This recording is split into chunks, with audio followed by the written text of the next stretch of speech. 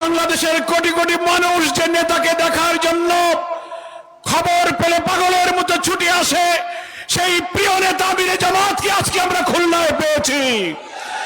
এই জন্য আমরা আল্লাহর কাছে শুকরিয়া আদায় করছি, আলহামদুলিল্লাহ। আমরা খুলনার মানুষ, খুলনায় সারা জীবন বক্তব্য রাজনীতি খুলনার মানুষের মাঝে করেছি। রাজনৈতিক বক্তব্য আমিরে জামাত দেবেন। একটা কথা শুধু খুলনাবাসী দেশবাসীর জন্য বলবো, আর আমিরে জামাতকে কাছে পেয়ে খুলনাবাসীর পক্ষ থেকে খুলনাবাসীর মনের কয়েকটা দাবির কথা আমাকে দায়িত্ব দেওয়া হয়েছে আমিরে জামাতকে জানাবার জন্য, সেটা আমি বলবো।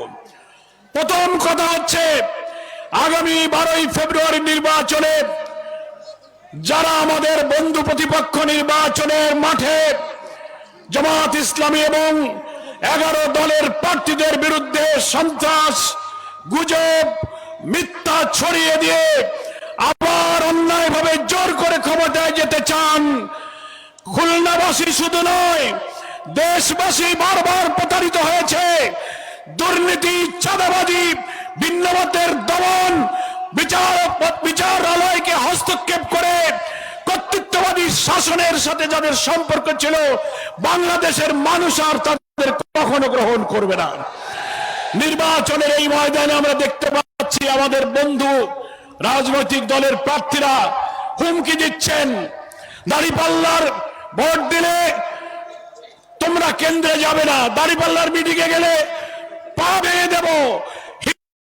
হিন্দু সনাতন ধর্মের ভাইদেরকে হুমকি দেওয়া হচ্ছে,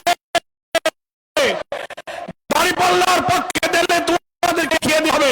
মা বোনদেরকে মিলাদের গণসংযোগ মিটিংয়ে গেলে তাদেরকে লাঞ্ছিত করা হচ্ছে, হামলা করছে।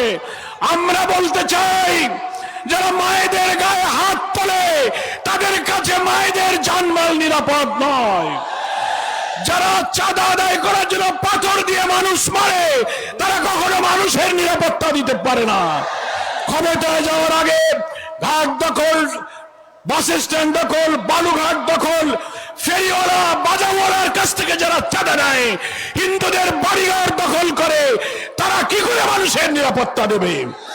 ফলে 11 দল জামাত ইসলামী সহ আমরা অঙ্গীকার করেছি, 54 বছরের শাসনে সবাই দুর্নীতি করেছে, দলীয়করণ করেছে, অর্থনীতিতে লুটপাট করেছে, ভিন্ন মতকে দমন করেছে, ন্যায় বিচারকে ক্ষতিগ্রস্ত করেছে। আমরা ইসলামী চেতনা, মুক্তিযুদ্ধের চেতনা, জুলাইয়ের চেতনা ধারণ করে সংগ্রামী নেতা ডাক্তার শফিকুর রহমানের নেতৃত্বে একটি নতুন বাংলাদেশ আমরা গড়ে তুলব, একটি মানবিক বাংলাদেশ গড়ে তুলব, যে বাংলাদেশে ক্ষুধা, দারিদ্র, নিরন্ন, অন্নহীন, বস্ত্রহীন, ক্ষুধার্ত মানুষের হাহাকার থাকবে না, ইনসাফপূর্ণ বাংলাদেশ প্রতিষ্ঠিত হবে। সেই লক্ষ্যে 11 দলের যার যেখানে প্রতীক, খুলনাতে আমাদের 6টি আসনের 5টি আসনের প্রতীক দাঁড়িপাল্লা, আর একটি আসন রূপসা, দিগলিয়ায়, হাতগড়ি।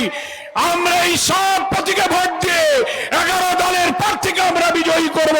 সবাই কি রাজি আছেন? প্রিয় ভাইরা, খুলনাবাসীর পক্ষ থেকে আগামী দিনে বাংলাদেশ রাষ্ট্রের যিনি নির্মাতা হবেন, তার দৃষ্টি আকর্ষণ করে কয়েকটি দাবির কথা আমি আমিরে জামাতের বিবেচনার জন্য পেশ করছি। প্রথম বিল ডাকাতিয়া, বিল বাদুড়িয়া, ঘোষলা, সালাতিয়া, কয়েকটি বিলের জলাবদ্ধতা ভবদা থেকে দক্ষিণাঞ্চল পর্যন্ত 35 বছর ধরে শাক সবজি, মাছ চাষ, ফসল, ধানের ক্ষতি হয়ে আমাদের জীবন জীবিকার ঠিকানা ধ্বংস হয়ে যাচ্ছে।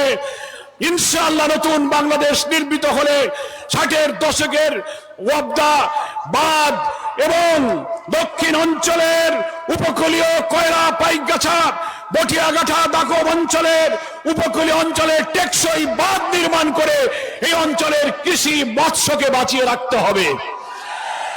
আমরা খুলনার বিশেষায়িত হাসপাতাল একটা আছে, সেখানে আধুনিক যন্ত্রপাতি নাই, চিকিৎসার সংকট। কর্তৃত্ববাদী শাসকেরা এক সময় এই হাসপাতালকে নিয়ে রাজনীতি করেছিল, এখন মুক্ত বাংলাদেশে বিশেষায়িত হাসপাতালের আধুনিকায়ন করে সার্বিক উন্নয়ন করতে হবে। বন্ধ মিল কারখানা, খালিশপুর, খুলনা, নিউজপ্রিন্ট, হার্ডবোর্ড, পাটকল, চিনিকল, ম্যাচ ফ্যাক্টরি, টেক্সটাইল মিল সব বন্ধ হয়ে গেছে। লক্ষ লক্ষ শ্রমিক বেকার।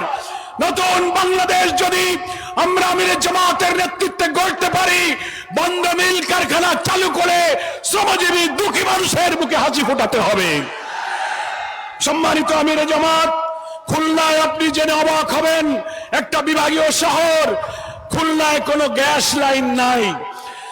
বাংলাদেশের সব প্রায় গুরুত্বপূর্ণ শহরে গ্যাস লাইন পৌঁছে গিয়েছে।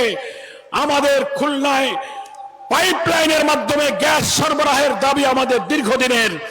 আশা করি আপনার নেতৃত্বে দক্ষিণ অঞ্চলে পাইপলাইনের মাধ্যমে গ্যাস সরবরাহ শুরু হবে। আরেকটি গুরুত্বপূর্ণ হলো, আপনি নিজেই যে বিস্মিত হবেন, বাংলাদেশের একমাত্র বিভাগীয় শহর হচ্ছে খুলনা, পুরাতন বিভাগীয় শহর, যে বিভাগীয় শহরে কোনো বিমানবন্দর নাই। আমাদের এখানে এয়ারপোর্ট না থাকায় মোংলা বন্দর, ব্যবসা বাণিজ্য, আমদানি রপ্তানি, বিদেশি পর্যটকেরা ঢাকা থেকে খুলনায় আসতে কষ্ট হয়।